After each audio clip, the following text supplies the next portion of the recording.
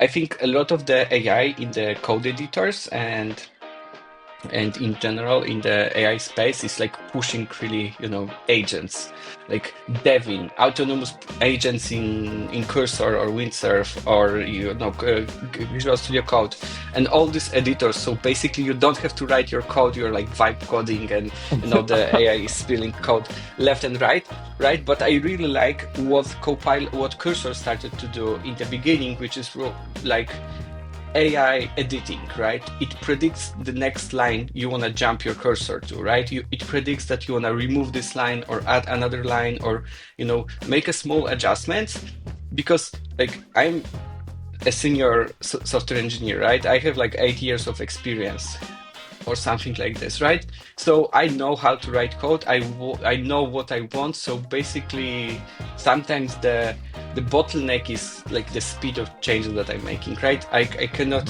pour my thoughts perfectly into the code because something is preventing me, right? So I'm usually not coding in a way where I'm trying to summarize the change that I'm making and okay, now AI, please do it for me, right?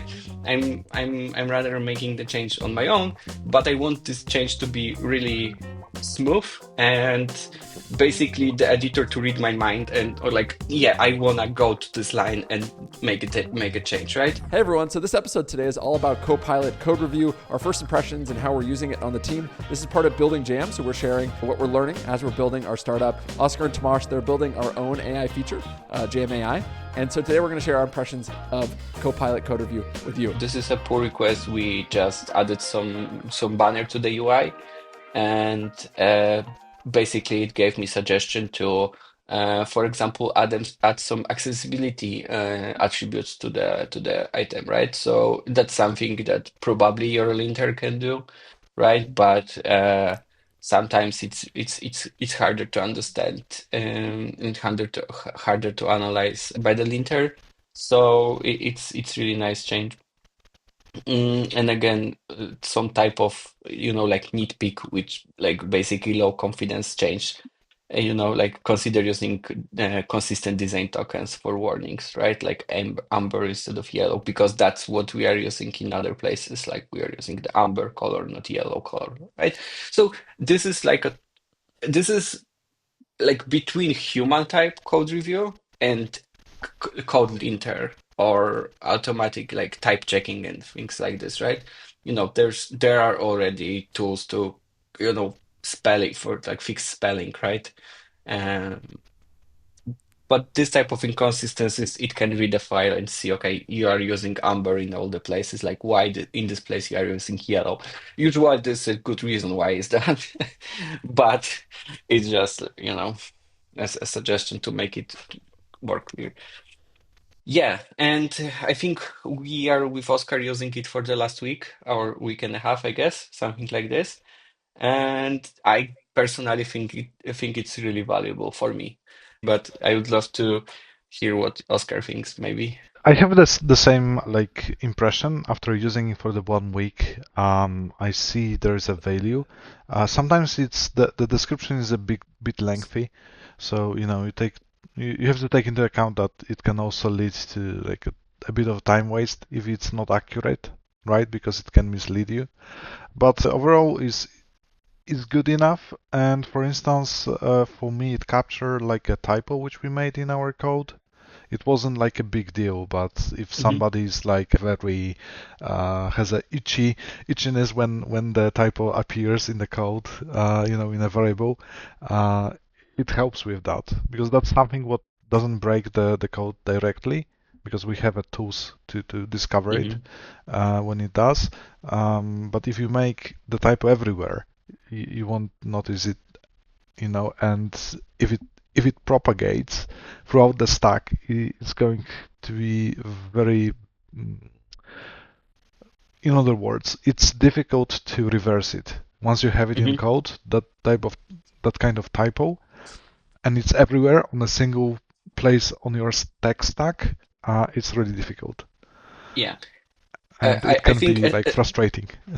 Especially like I'm not a native English speaker, right? It's sometimes hard for me to spell like mm, to type perfectly more Yeah. complicated words that are not obvious from when you are saying this, like recipients or like Hmm. different words like this, right? And there's no harm in typo, but then it's like you're typing this, your autocomplete maybe is not catching, like why it's not catching this up, right? It's harder to find, and then there's like a small thing, right?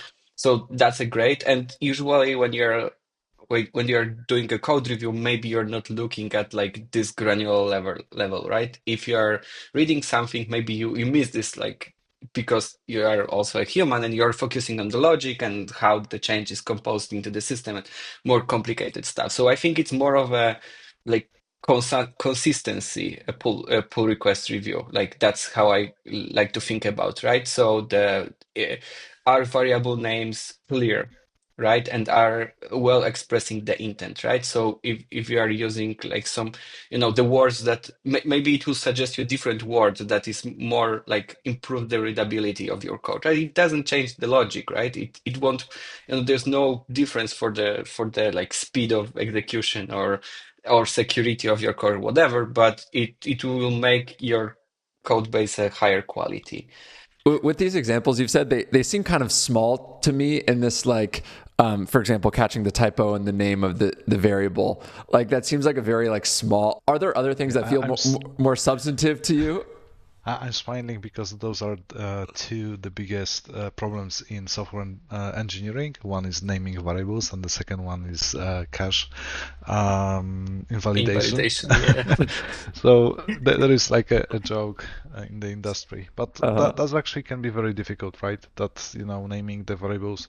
Um, so you ask about what are the other examples, Yeah. right? So I think you can consider it.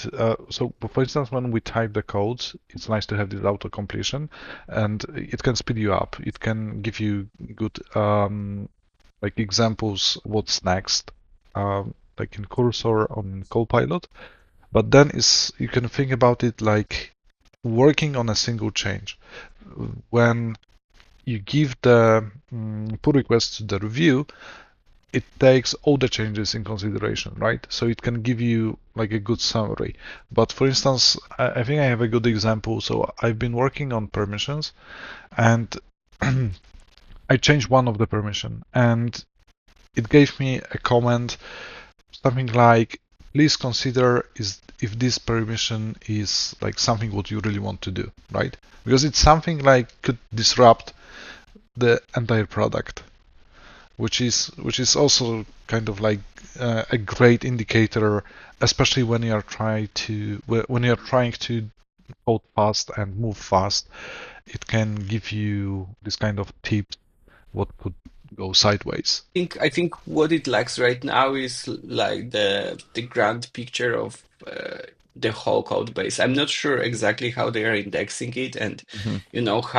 how well it, or if in any way it's analyzing the pull request in the context of like what's already in the code. I think it's not.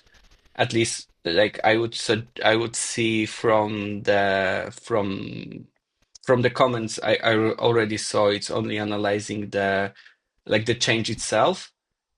I would love to see, how it can like it has better understanding of the whole code base, right? Indexing the whole code base and basically doing some, you know, work ahead of time, so it has some context of the whole project of the whole code base, and then when you are making pull requests, it can, for example, access additional resources, right? For example, we are always referencing linear tickets, right? Maybe it could, somehow read the linear, or some way of giving more information and basically verifying if the change matches the requirements of what was intended to fix, what was intended to implement, right?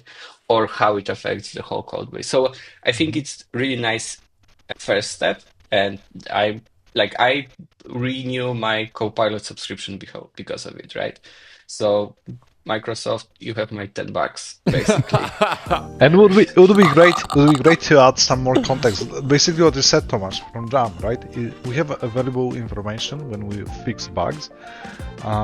Yeah, it's something what we have to consider, like giving a way for Copilot to read our jams and help developers to, connect it with change with the Mhm. with the jam, with the bug report. Right? Thank you. Cheers. Bye. Bye.